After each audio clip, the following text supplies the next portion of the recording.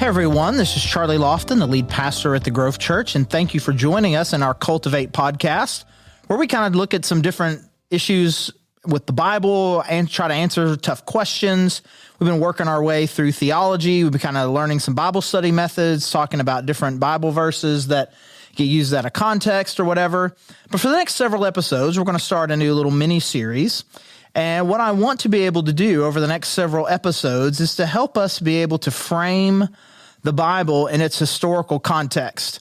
I don't know if you know this, but if you're looking at the 66 books of the Bible, they're not in chronological order. There are some that are where the historical order is completely out of place, or there's some that tell the same stories multiple times, like the Gospels, Matthew, Mark, Luke, and John. Obviously, that's not in chronological order. You restart the story 4 times. There's some place in the Old Testament that does the same thing, and a lot of the prophets, you don't necessarily know where they are. And I think too often, too many of us, we just don't really understand or know kind of the big picture chronological story that happens in the Bible.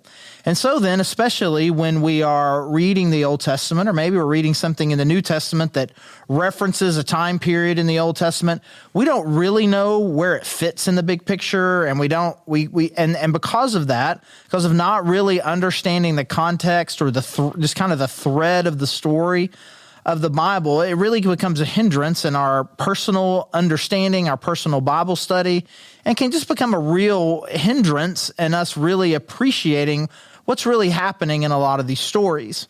And so I think that it's important for us, as we are growing in our faith, as we are growing in our understanding of God's word, that we be able to put the Bible in kind of an historical order.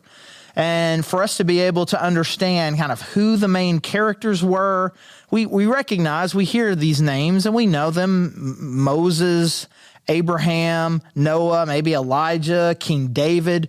We know these names, but do we understand the different time periods that they fall into, kind of what their role is, and kind of the ongoing story that the Bible is telling?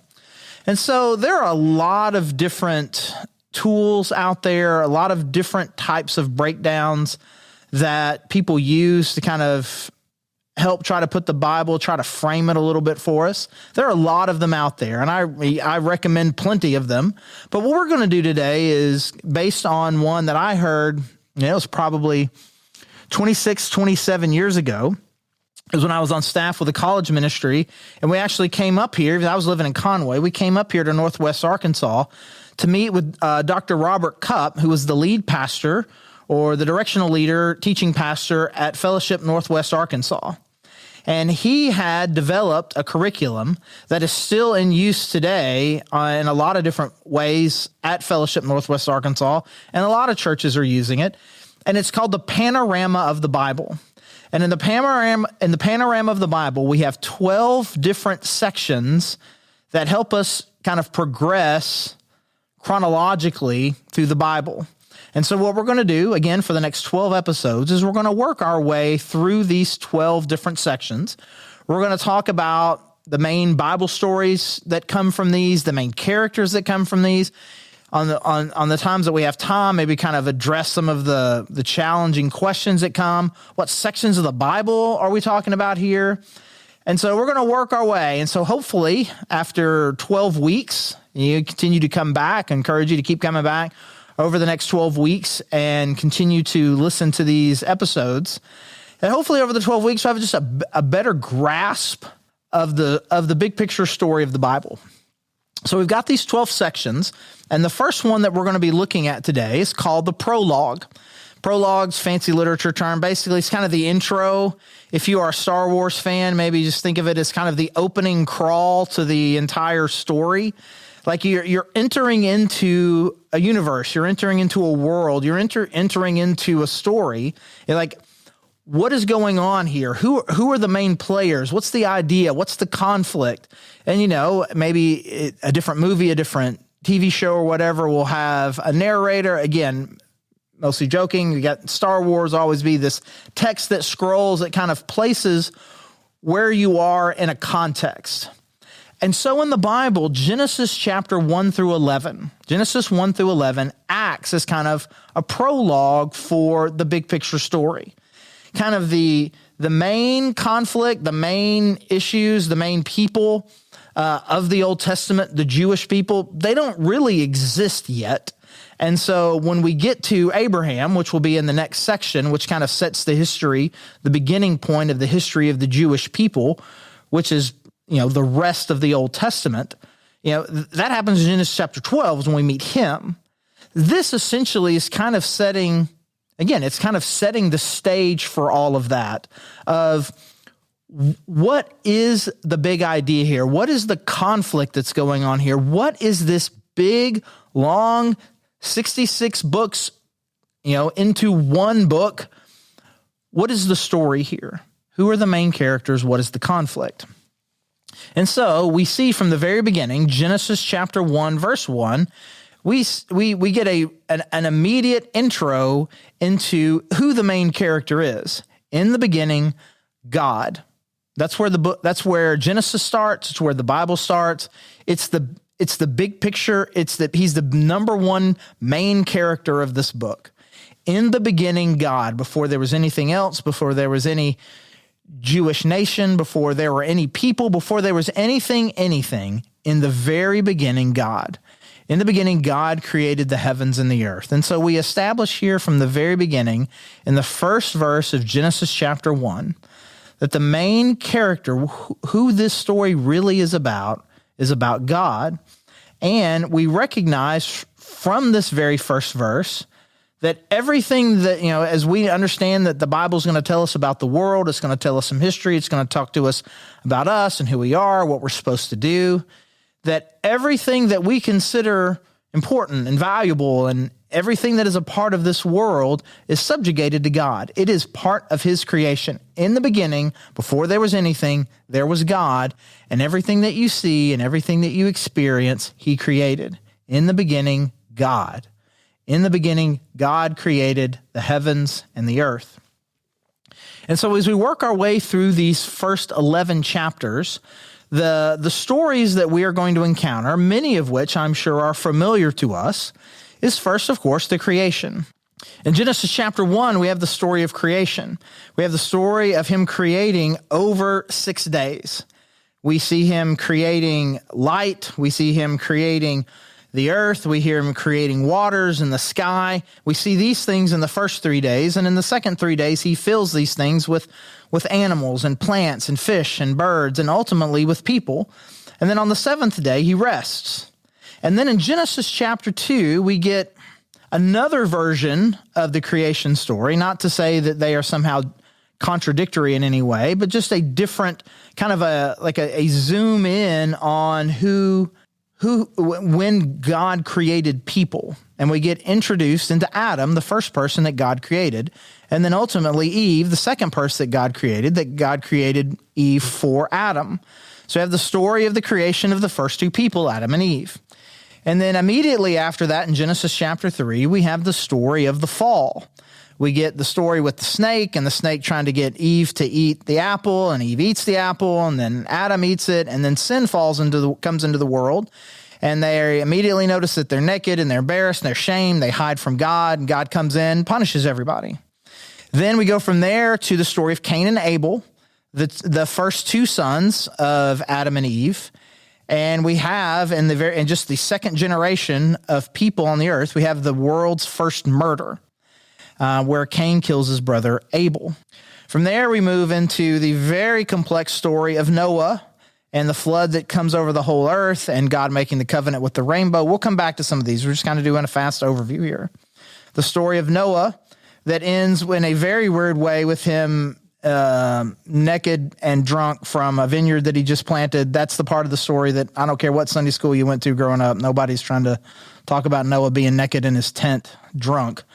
So we have that story, and then we transition from that to the story of the Tower of Babel, where God has told everyone to be fruitful and multiply and fill the whole earth, but instead of doing that, they've clumped together in one place, and rather than filling the world with worship, they clump together in one place, and they build this tower as a monument to themselves, and God scatters them all over the world. And so, again, your main stories there: creation, Adam and Eve, Cain and Abel, Noah, Tower of Babel. And so we get all of these stories before we get introduced into, again, who the Jewish people would consider in the Old Testament really kind of your main character, kind of the origin story of how the Jewish nation came to be, which is through Abraham, who we'll meet in Genesis chapter 12. And so the starting point for who the Jewish people are and their relationship with God is just the next chapter over. I mean, it's some time in the future. And so what do we have? What then is the function of these first 11 chapters?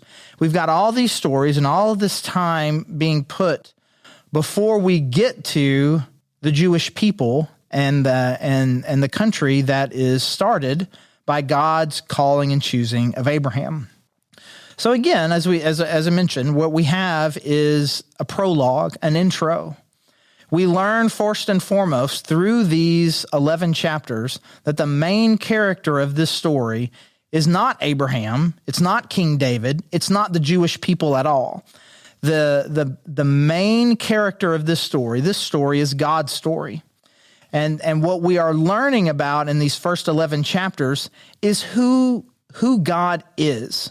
Who is he? And so what we learn about God through creation, what we learn about God through his relationship with Adam, and what God wanted for Adam with Eve, and the way that God reacts to the fall, the way that God reacts in the flood, the way that God reacts to the Tower of Babel. These stories are primarily an introduction to us about who this God is. And with that, as the next characters in line, it's not necessarily any one of those particular people that somehow Noah or Adam or the people of the Tower of Babel are main characters in this story. But in the same way that we are introduced to God, we are introduced to people and the problem that people seem to have. And so we see from the very beginning that God had given Adam and Eve everything and just restricted them in one place. You can't eat fruit from this one tree. And then what seems like, we're not ever really said, but what seems like a pretty short amount of time, they go immediately to that tree and they take it. They have a selfish kind of self-focused view rather than a God-honoring focus. And then you go immediately from that to Cain and Abel, and we see this problem just continuing to multiply, where they are supposed to be giving kind of these big sacrifices to God, which Abel does, but Cain just kind of is half-hearted about it, and as such, God isn't really that fired up about it. And he really blesses Abel, but doesn't look very favorably on Cain. And again, the jealousy of Abel having something that Cain doesn't have, again, this anger just leads him to kill his brother. And then we see, by the time we get to Noah, it says that all sorts of evil everywhere has spread, to the point to where God says, I regret my involvement with this altogether. And then you move to the Tower of Babel, same kind of deal. God has said, what I want is I want my world, I want this world to be full of worship. I want you guys to go to every square inch of this place, and I want you to feel it. I want you to experience it. I want you to experience this creation that I've given to you. I'm giving this to you, and I want you to experience it. But rather than following God, they focus on themselves. We just see this pervasive selfishness taking what I want. We see a lot of jealousy. We see a lot of just satisfying of yourself. And so we've got the main character, God. We've got this creation that he's dealing with that just seems to have this obsession with selfishness, with taking, and they have this horrible attitude. And so we set this conflict that even before the Jewish nation exists, obviously thousands of years before we see Jesus, the problem has been set, and it has been a problem almost from day one of we've got a good God, a good, generous, creative God, and we've got a group of people that just can't seem to shake their own selfishness. And so then the question that is asked, or at least needs to be asked, is what is God going to do about this? What is God going to do about it? And we see him do different things in the different small stories from Genesis 1 through 11. And in each one of the ways that he deals with each one of these situations, we learn a little bit more about God. But we understand just in this kind of short, compact 11 chapters with these 4 or 5 really important foundational stories, we see this conflict. God has created a world. He has generously shared it with people. These people have rebelled against him and chosen selfishness rather than a pursuit of God. What is God's attitude going to be towards these people? I think we see in this prologue that it is God's desire to both connect with people, but also to shape them into becoming people who are less selfish and more focused on generosity, more focused on worship of God. And so basically this question gets asked, we see these little bits of answer, which ultimately then is going to set the stage for the rest of the Bible.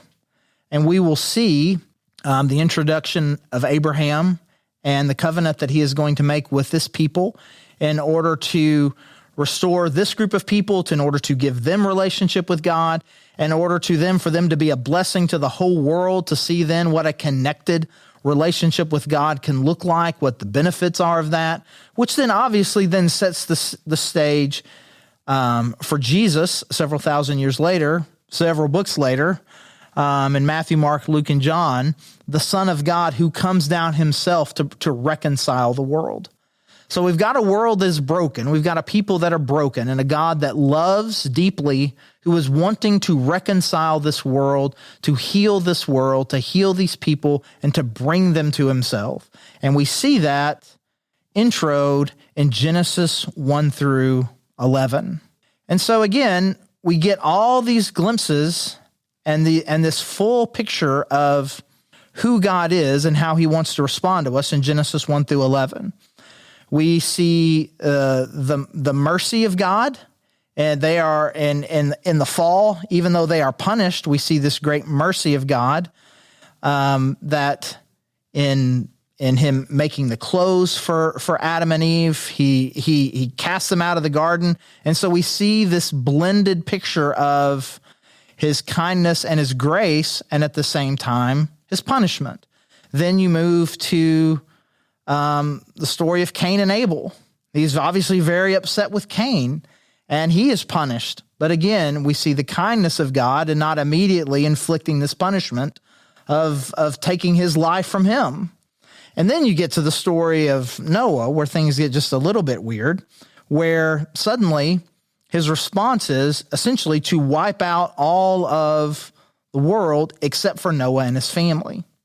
And so we can focus on the negativity of that and the fear that comes from that and kind of what it seems like to be a very wrathful God as God is responding to this overwhelming sin in the world, which we can't ignore. We don't want to overly soften God to where we just like, don't notice that. We see in God a hatred of sin, that it is repulsive to him, that it is disgusting to him, and that it really does. Sin is not just oh, come on, buddy, you can do better, but it is something that is really, again, just very upsetting to God. It is repulsive to him. It is essentially is an attack against him.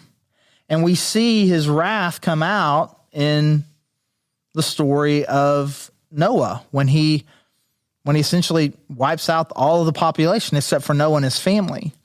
But the way that story ends is by him making this covenant with Noah to say, hey, but I'm never going to do this again. And to backtrack just a little bit, from the moment in which God declared, I'm going to wipe out the world, there was 120 years from the moment that God said he was going to do this to the point that he did it. He didn't give them a week's warning. He didn't give them a month's warning. He didn't give them a year's warning. He gave them 120 years worth of warning to say, I need you back. I want you back. I want you to reconcile to me. So we have 120 years. I don't think we ever want to mistake. Like the wrath is in the middle. The punishment is in the middle. but we see the grace and the forgiveness and the patience of God on the front end and the covenant that he makes in the end to say that I'm not going to do this again. And then you end with the Tower of Babel. Again, in Genesis chapter 1, God gives the people the mission. I want you to fill this world. I want you to fill and subdue this earth. I want you to spread out everywhere. Essentially a declaration by God that I want there to be worshipers of me experiencing my creation all over the world. And what would have happened in the natural course of history, if they had actually obeyed this, they would have spread out all over the world. Different cultures, different languages would have formed. And ultimately then, the world would have been full. Multiple cultures, multiple languages, many different expressions of a lot of different people expressing worship towards God. But they chose to not do that and focus on themselves. And so God, quote, punishes them by spreading them out all over the world and giving them different languages, which in fact was not really meant to be a punishment. This was supposed to be the natural order of things, because what God desires is the whole world to be full of diverse expressions of worship and love and devotion towards God. And so we see then through these stories, we begin to get a picture and a glimpse of who this God is and how he's going to react to this continued rebellion and problem of the selfishness and self-focus and lack of God focus of people. He is going to be gracious. He's going to punish. He's going to be patient. And he is going to be focused on this goal, that the world be full of people who worship him. And we will see him. I mean, I don't know if new strategy is the right thing to say, but we'll just say it anyway. We'll see this new strategy that he will build in Genesis chapter 12 with Abraham in our next episode, where we will see again God expressing this great desire that all peoples everywhere, of all cultures, all nations, that they be that everywhere, all sorts of people be worshipers and followers of God. And he wants to reconcile his people and peoples everywhere. He wants to reconcile them to himself. And so in Genesis chapter 1 through 11, we get the intro to that. We see we've got this incredibly awesome, creative, powerful God who loves his people. And we see a rebellious people who turn against him. And we see a patient and sometimes punishing God, desperate to try and restore individuals and the world back to him. And so then we will see, as we continue on through the other episodes here, we were going to continue to see how this conflict is resolving, what God is doing, and how he is expressing his love and desire for reconciliation with his people.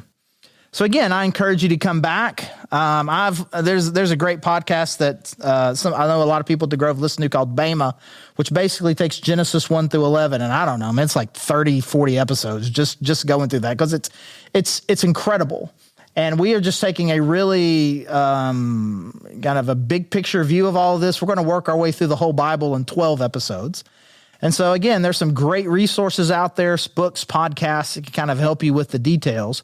But we're going to spend some time just kind of going through this big picture. So I encourage you to come back next week for our next episode, where we'll talk about the patriarchs. That will start with Abraham, and we'll see kind of the foundation and the creation of the Jewish people. Again, I'm Charlie Lofton, lead pastor of the Grove Church. Thank you so much for joining us, and we would love to see you on a Sunday morning at some point. You can find out everything you need to know about us and our services at thegrovechurch.org/connect, and we would love to see you on a Sunday. Or if you're not in Northwest Arkansas, you can find out information there too, and you can stream our service. We're always streaming our 10:30 service, and we would love to meet you either in person or online. And again, thanks for joining us.